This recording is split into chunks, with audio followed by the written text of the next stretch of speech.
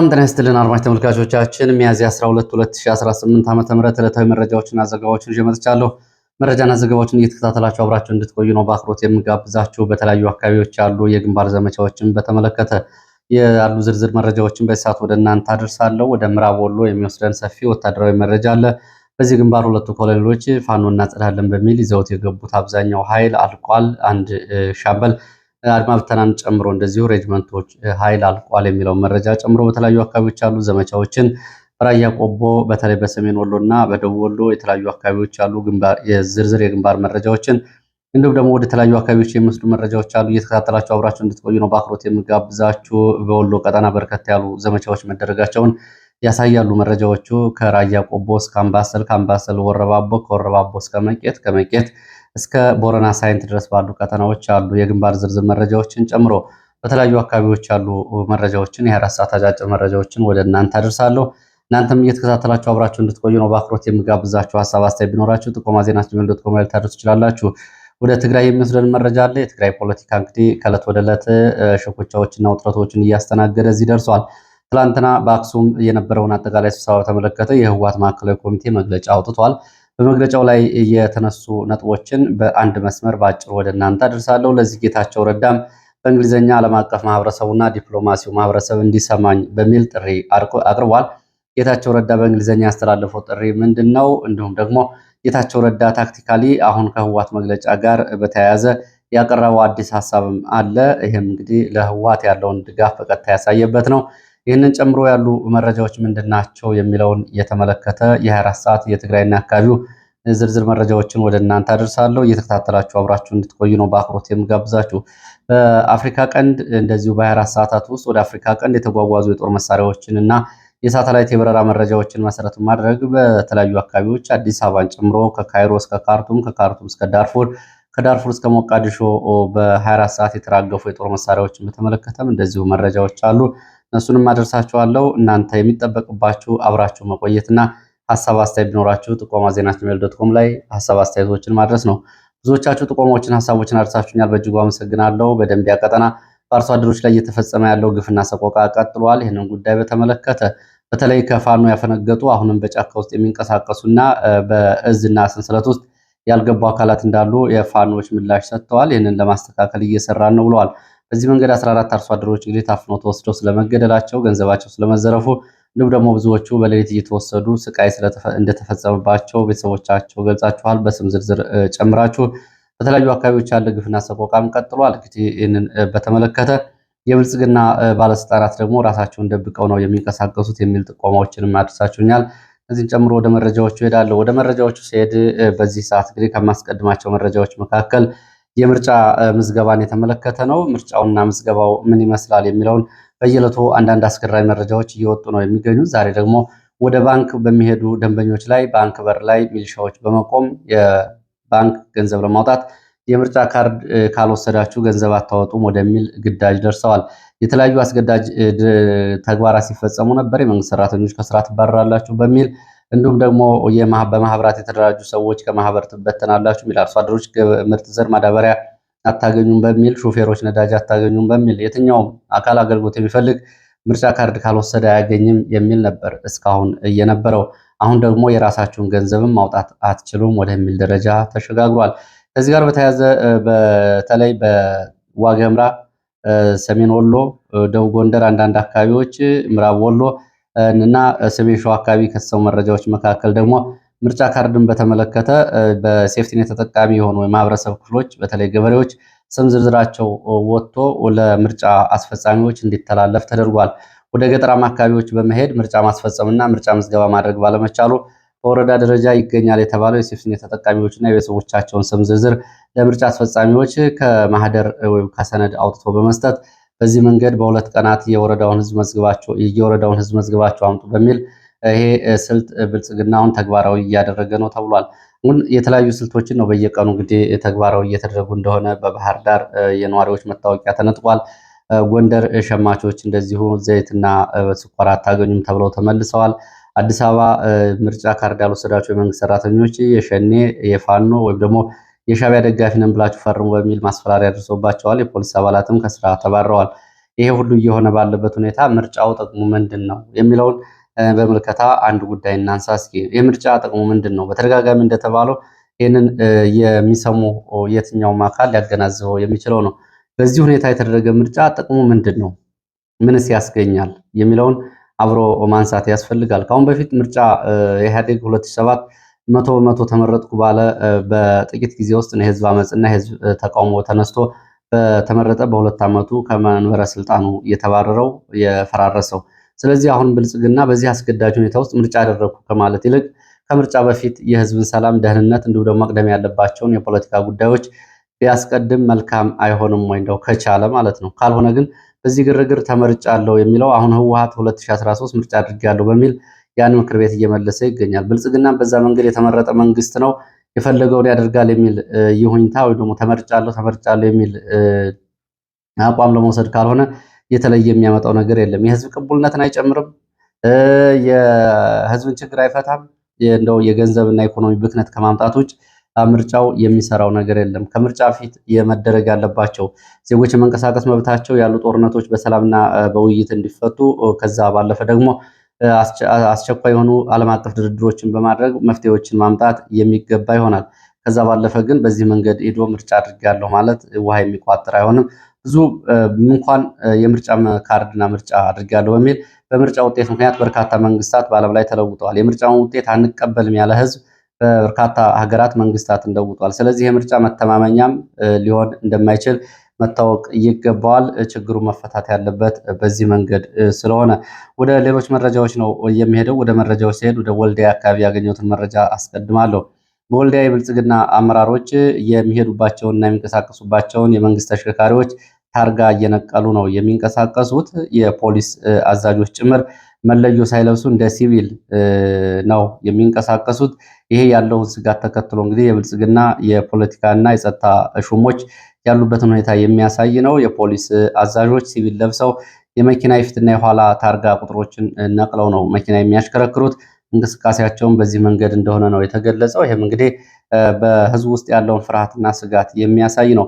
በዚህ መንገድ እየተንቀሳቀሱ የራሳቸውን ደህንነት እንኳ አደጋ ላይ የጣሉ ደግሞ አደጋ ላይ ገብተናል ብለው ዋስትና የሌላቸው ተሿሚዎችን የያዘ መንግስት ምርጫ ምን ያደርግለታል? ከምርጫ በፊት መሰራት ያለበትን መፍትሄ የሀገራዊ ቀውሱን መፍትሄ መፈለግ ሲገባ በዚህ ሁኔታ ውስጥ የሚደረገው ግርግር ብዙ የሚያስገድ እንዳልሆነ ተደጋግሞ እንግዲህ መገለጽ ያለበት ጉዳይ ነው።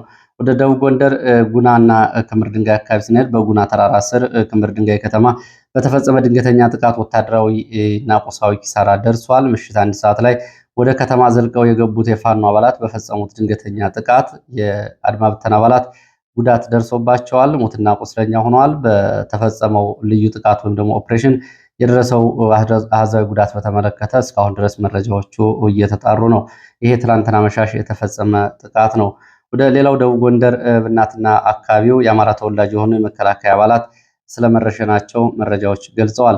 ወታደራዊ እርምጃ ተወስዶባቸዋል። ወታደሮቹ ከፋኖ ጋር ግንኙነት አላችሁ በሚል ነው ተይዘው የተረሸኑት።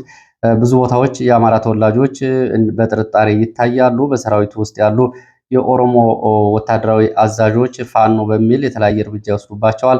ይሄ አዲስ አይደለም ያሉት የሰራዊቱ የመረጃ ምንጭ በሰራዊቱ ውስጥ ያሉትን የኦሮሞ ተወላጆች ወታደራዊ አዛዦች የሚፈጽሙትን ግፍና ሰቆቃ ተነግሮ አያልቅም ሲሉ ይህንን መረጃ አድርሰዋል።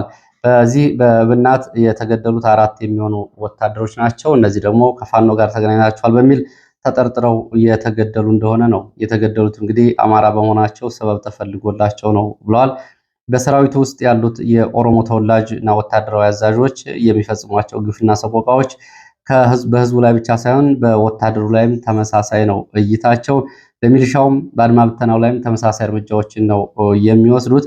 ይህ እንግዲህ ሲታይ ጠቅለል ብሎ ሲታይ ፋኖ ሚሊሻም አድማ ብተናም ሆነ ህዝቡ የደረጃው ይለያይ እንጂ በእነሱ እይታ ተመሳሳይ ጠላት ፍረጃ መኖሩን የሚያሳይ ነው ብለዋል።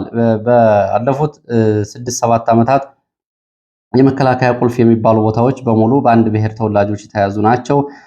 ኢታማጆር ሹሙን፣ አየር ኃይል አዛዡን፣ የመከላከያ የደህንነት አዛዡን፣ የሰው ሀብትን ጨምሮ ቁልፍ የሚባሉ ወታደራዊ ኃላፊነት ቦታዎች ከላይ እስከታች ድረስ በአንድ ብሔር ተወላጆች እየተያዙ ናቸው። ይሄ እንግዲህ ህወሓት ያደርገው የነበረው ግልባጭ ነው። ህወሓት ስልጣን ላይ በነበረበት ዘመን ከሌላ ብሔር ኢታማጆር ሹም አድርጎ አያውቅም፣ ወታደራዊ አዛዥ አድርጎ አያውቅም።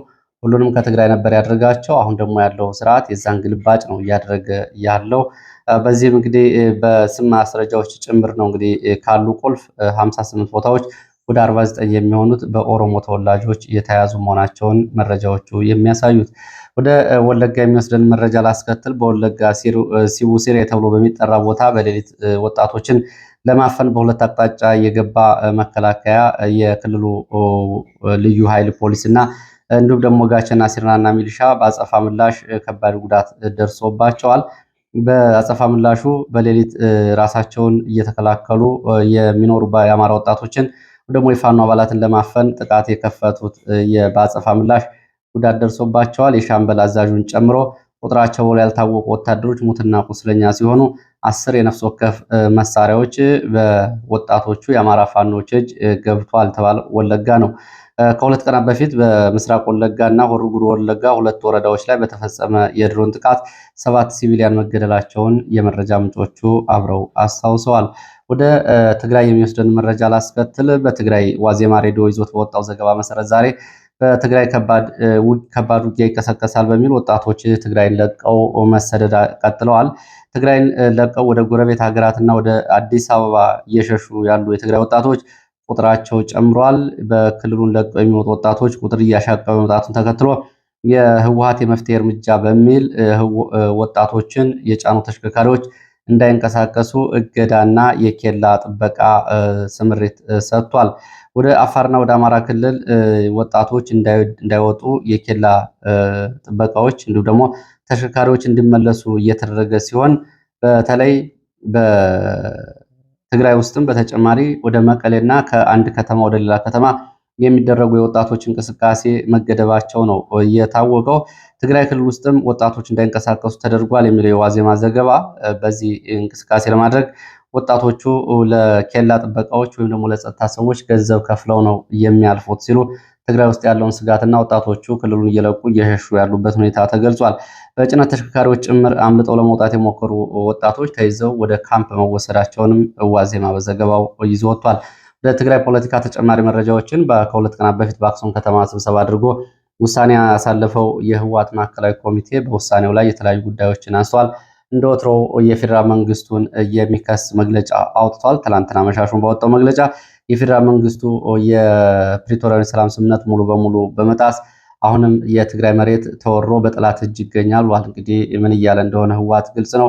በጠላት እጅ ይገኛል የሚለው መሬት ወልቃይትንና ጠለምትን ነው። ለጊዜው ያው ራያን የፌዴራል መንግስቱም ለቆለት ወጥቶ ራሱ መልሶ ይዟል። ይህንን እያለ ነው ህወሓት የትግራይ መሬት በጠላት ተይዟል እያለ ነው። ይሄ ድምፅ ህወሓት የአንድ ሁለት ሳይል ጥቅሙን በመግለጫ እያሳወቀ ነው የሚገኘው። በሌላው በኩል በተለይ በአማራ በኩል ደግሞ ይህንን የአሁን የወልቃይትን የራያን ጉዳይ ማንሳት እንደ ብልጽግና እያስፈረጀ ይገኛል። ይሄ እንግዲህ የተሳሳተ መንገድ ነገ የሚያጸጽት ነገ ወዲያ የሚያሳፍር ነው። ህወሓት ወልቃይት የኔ ነው ብሎ በድፍረት መግለጫ እያወጣ በጠላት ተይዞብኛል እያለ ለጊዜውም ቢሆን የአካባቢው ህዝብ እፎይታ አግኝቶ ራሱን እያስተዳደረ ያለባቸውን ቀጠናዎች ደግሞ ለህወሓት ተላልፈው ካልተሰጡ የሚለው ድምፅ ቀላል አይደለም። እሱን ወደፊት እንግዲህ ሁኔታው አብሮ የሚታይ ነው የሚሆነው። ለማንኛውም ህወሓት ይህንን ብሏል። በጠላት እጅ ተይዟል መሬት በሚል መግለጫ አወጥቷል። እንዲሁም ደግሞ በ2013 ምርጫ የተመረጠው ምክር ቤት እንዲመለስ በመግለጫው የማዕከላዊ ኮሚቴ ውሳኔ መሆኑን አሳውቋል። ይህንን በተመለከተ የፕሪቶሪያው ስምምነት ስለመፍረሱ ውሳኔው ከዚህ በኋላ እንደማይሰራና የሽግግር አስተዳደር የሚለው ተቀባይነት እንደሌለው ህወሓት ይህንን አረጋግጧል። በዚህም እንግዲህ የአስተዳደሩን የሚያፈርስ የፕሪቶሪያውን ስምምነት የሚጥስ መግለጫ ነው ተብሏል እንግዲህ እየወጣው። ከዚህ ጋር በተያያዘ ጌታቸው ረዳ ለዚህ መግለጫ በእንግሊዝኛ በጻፈው ጽሁፍ የተለያዩ መልእክቶችን አስተላልፏል። ጌታቸው ረዳ ካነሳቸው ጉዳዮች መካከል የአክሱሙ የህወሓት ማዕከላዊ ኮሚቴ ስብሰባን በተመለከተ የሚከተለውን ጽሁፍ በእንግሊዝኛ አውጥቷል። ባጭሩ ጀነራል ታደሰ ወረደን ስልጣን ማራዘም በፌዴራል መንግስትና በትግራይ ጊዜያዊ አስተዳደር መካከል ትርጉም ያለው ግንኙነት ስለመኖሩ ማሳያ ነው ሲል ጌታቸው ረዳ የታደሰ ወረደ ስልጣን መራዘምን ደግፎ በጽሁፉ አንስቷል። ህወሓት የጀነራል ታደሰ ወረደ ስልጣን ውድቅ ማድረጉ ደግሞ አሳሳቢ የህግ ክፍተትን ይፈጥራል ሲል ጌታቸው ረዳ ተችቷል። በዚህም ትርጉም ያለው ግንኙነት የሚበጥስ ሲል የህወሓትን ውሳኔ ጌታቸው ረዳ ተችቷል። የስልጣን ክፍፍል እና ሽኩቻ ማሳያ ነው ጀነራል ታደሰ ወረደን ማገድ ሲል ጌታቸው ረዳ ገልጿል። 2013ቱን ምርጫ ውጤት በተመለከተ ፕሪቶሪያ ስምምነት የተሻረ ነው። ይህንን ለመመለስ መሞከር ፍጹም ህገወጥነት ነው፣ ወደ ጦርነት የመግባት የመጀመሪያ ምዕራፍ ነው ሲል ጌታቸው ረዳ ፕሪቶሪያ ሄዶ የፈረመበትን ስምምነት ህወሓት መጣሱ ወደ ጦርነት መግባት ነው ሲል ትናንትና በእንግሊዝኛ ባሰራጨው ጽሁፉ ላይ ገልጿል። የምርጫ ቦርድ ህወሓትን መሰረዙ ህወሓትን ወደ ጦርነትና ወደ አደገኛ አዝማሚያዎች እንዲገባ አድርጎታል ብሏል ጌታቸው ረዳ።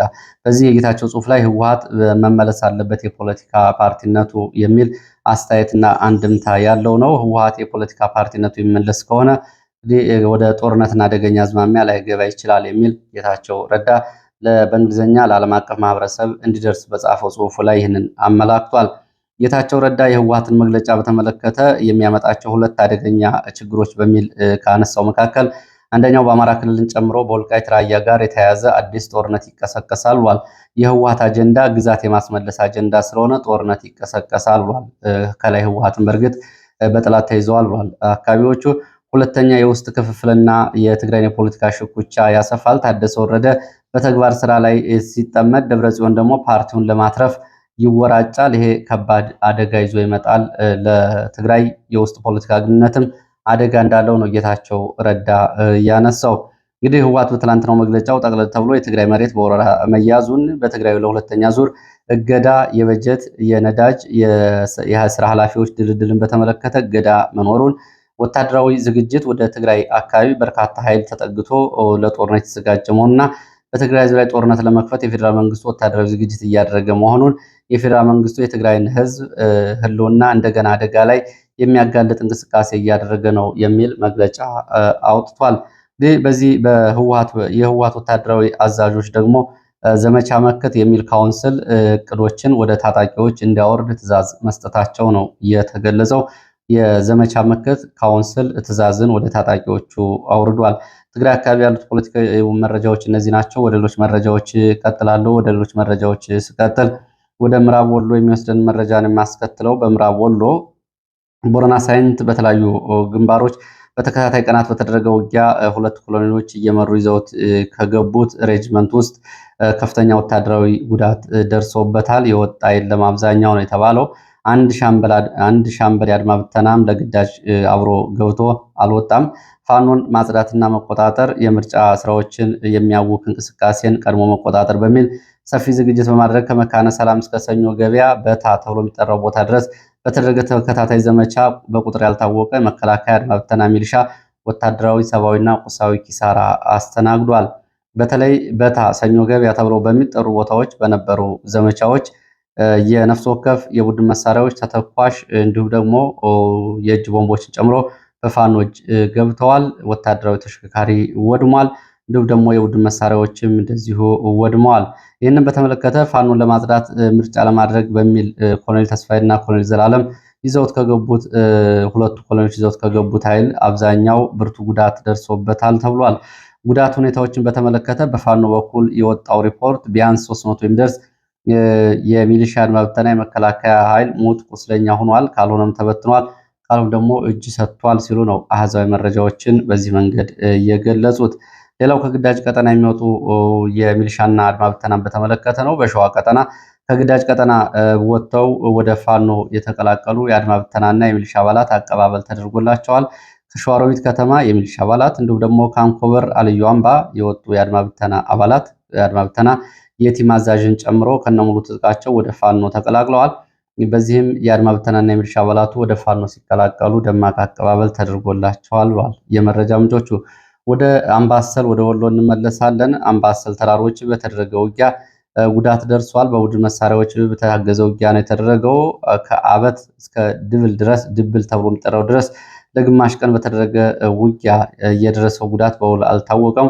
ውጊያው የተቀሰቀሰው ወደ አምባሰል ተራሮች ከአበትና ድብል በሞርተርና በድሽቃ ሽፋን እየሰጠ እግረኛ ኃይል መንቀሳቀሱና መግባቱን ተከትሎ ነው። በውጊያው የደረሰው ጉዳት አልታወቀም። ተጨማሪ እግረኛም ከውጫሌና አካባቢው ዛሬም ወደ አካባቢው እንቅስቃሴ እያደረገ እንደሆነ የወጡ መረጃዎች ያሳያሉ። እዚሁ በአምባሰል ተራሮች ምስራቅ እና ሰሜን ምስራቅ አቅጣጫ ወረባቦ ለምርጫ ሲንቀሳቀስ የነበረ የአካባቢው ባለስልጣናትና አጅበው የነበሩ የሚሊሻ አባላት ላይ እንደዚሁ ጥቃት ተከፍቷል። በጥቃቱ ድንገተኛ ጥቃት ከፍተኛ ጉዳት ደርሷል። በሚሊሻ አባላት ላይ በደረሰው ጉዳት የአካባቢ ባለስልጣናት ተደናግጠው ቁስለኞችና አስከሬኖችን ይዘው ወጥተዋል። ምርጫ ቅስቀሳቸውን አቋርጠው ኤጀርሳ እና ሉሌ ተብሎ በሚጠሩ በሁለት ቦታዎች በተፈጸመው ድንገተኛ ጥቃት የሚሊሻ መሪውን ጨምሮ ቁጥራቸው ያልታወቁ የሚሊሻ አባላት ሙትና ቁስለኛ ሆነዋል። ጥቃቱ በቡድን መሳሪያዎች እየተፈጸመ እንደነበር የመረጃ ምንጮች ገልጸዋል። ጥቃቱን የፈጸመው ፋኖ ሚሊሻው አካባቢውን ለቆ ሲወጣ አካባቢውን መልሶ ይዟል ነው የተባለው። ወደ ሌሎች መረጃዎች ሲሄድ ደግሞ ወደ ሰሜን ወሎ የሚወስደን መረጃን የማስከትለው ሰሜን ወሎ መቄት ወረዳ ሰርኮ በተባለው ቦታ በሌሊት ፋኖን ከበባ ውስጥ ለማስገባት ከተንቀሳቀሰ መከላከያ ሚሊሻና አድማ ብተና ጋር ውጊያ ተደርጓል። በውጊያው በሌሊት ፋኖን ከበባ ውስጥ ለማስገባት ከተንቀሳቀሰው የመከላከያ ሚሊሻና አድማ ብተና ጋር በነበረው ውጊያ ፋኖ ከበባውን ሰብሮ ወጥቷል። የደረሰው ጉዳት በዝርዝር አልታወቀም። እንግዲህ ሰሞኑን መረጃዎች እንደሚያሳዩት በተለያዩ አካባቢዎች የሚደረጉ ዘመቻዎች የሌሊት ዘመቻዎች ናቸው። የሌሊት ዘመቻዎች ደግሞ የፋኖ ቀጠናዎችን የማፈንና ከበባ ውስጥ የማስገባት ነው። ብዙ ቦታዎች ፋኖ ከበባዎችን ሰብሮ ወጥቷል የሚለው መረጃ አሁንም የክላስተር ትይዩ ዘመቻዎች አለመደረጋቸውን የሚያሳይ ነው። በሌሊት ከከተማ ወደ ፋኖ ቀጠናዎች ብዙ ኪሎ ሜትር አቋርጦ ሲሄድ ለምንድን ነው በሌሎች አካባቢ ተመሳሳይ ስምርት ያልተሰጠው? ለምንድን ነው ትይዩ ባሉ ቀጠናዎች ላይ ፋኖ አንድነቱን አስጠብቆ የጋራ ዘመቻዎችን የማያደርገው የሚለው አብሮ ሊነሳ የሚገባው ጉዳይ ነው። በተለይ ከጥር 9 በኋላ ፋኖ አንድ ሆኗል ከተባለ በኋላ ይህ ጉዳይ ተደጋግሞ አይታይም። ይሄ ጉዳይ ይቀረፋል የሚል የብዙ ሰዎች ሀሳብ ነበረ። አሁንም ግን ችግሩ ቀጥሏል። ወደ ራያ ቆቦ ስንሄድ ራያ ቆቦ ሰሞኑን የነበረው ውጊያ ጋብ ብሏል። ሌሊት ከሆርማትና ጮቢበር አካባቢ አልፎ አልፎ የከባድ መሳሪያ ድብደባ ከመደረጉ በስተቀር ውጊያው ቆሟል። እንዲሁም ደግሞ መንገዱ ተከፍቷል። ከአለማጣ ቆቦ ወልዲያ፣ ከወልዲያ ቆቦ አለማጣ መቀሌ መንገድ ክፍት መሆኑን የመረጃ ምንጮቹ ገልጸዋል። ወደ አፍሪካ ቀንድ መረጃዎቻችን ነው የሚሄደው። ወደ አፍሪካ ቀንድ መረጃዎቻችን ሲሄድ በአፍሪካ ቀንድ ያሉ የጦር መሳሪያ ዝውውሮችና ተመሳሳይ መረጃዎችን እናገኛለን። መጀመሪያ የሱዳን መረጃ እናስቀድም። ሱዳን ከደቡብ ምስራቅ ሊቢያ ለፈጥኖ ድራሽ ኃይሉ አርኤስኤፍ በርካታ መካናይዝድ ኃይል አስገብቷል። በአይነቱ የተለዩ የተባሉ መካናይዝድ ወይም ደግሞ ቴክኒካል የሚባሉ ተሽከርካሪዎችን ናቸው የገቡት። እነዚህ ተሽከርካሪዎች ጥይት የማይበሳቸው ተሽከርካሪዎች ሲሆኑ የሳተላይት እና የሬዲዮ መገናኛ የተገጠመላቸው ሮኬቶችን የሚተኩሱ እንደሆኑ ተሽከርካሪዎቹ ተገልጿል። ይሄ አርኤስኤፍ አዲስ ያስገባቸው ናቸው። በተመሳሳይ የሱዳን ጦር ደግሞ ኢራን ሰራሽ ሙሃጀር 6 የተባሉ ቴክኒካል ወታደራዊ ተሽከርካሪዎችን በተመሳሳይ በአየር ወደ ካርቱም አየር ማረፊያ አስገብቶ አራግፏል ተብሏል። ከኢራን የተገዙ መሳሪያዎች እንዲሁም ደግሞ ኢትዮጵያ አየር ኃይል ባይራክቶ ተብሎ በሚጠሩ ተዋጊዎች ድሮኖችን ከደብረ ዘይት ወደ ቤንሻንጉል ሱዳን በረራ እንዳደረጉ መረጃዎች ገልጸዋል። ምናልባት ለአርኤስኤፍ ድጋፍ ሊያደርጉ ወይም ደግሞ የአርኤስኤፍ ሊሆኑ ይችላሉ ተብሏል። ከደብረ ዘይት ወደ ሰሜን ምዕራብ ቤንሻንጉል ነው በረራ እያደረጉት።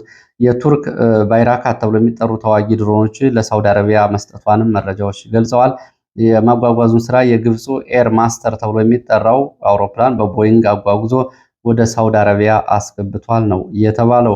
ሌላው ከአዘርባይጃን ሲልኪ ዌይ ዌስት ተብሎ የሚጠራ የአየር መንገድ በቦይንግ 747-00ኤፍ ከቱርክ ኢስታንቡል አዲስ አበባ የጦር መሳሪያዎችን ማጓጓዙ ታውቋል። ከአዘርባይጃን ኢስታንቡል፣ ከኢስታንቡል አዲስ አበባ የጦር መሳሪያዎችን ይሄ የአየር መንገድ ሲልኪ ዌይ ዌስት ተብሎ የሚጠራው የጦር መሳሪያዎችን አጓጉዟል። በቅርቡ እንግዲህ አዘርባይጃን እና ኢትዮጵያ አጠቃላይ ወታደራዊ ስምምነት በሚል ስምምነት መስማማታቸው ይታወቃል። ከዚህ ጋር በተያያዘ የጦር መሳሪያዎች ሊሆኑ ይችላሉ ተብሏል።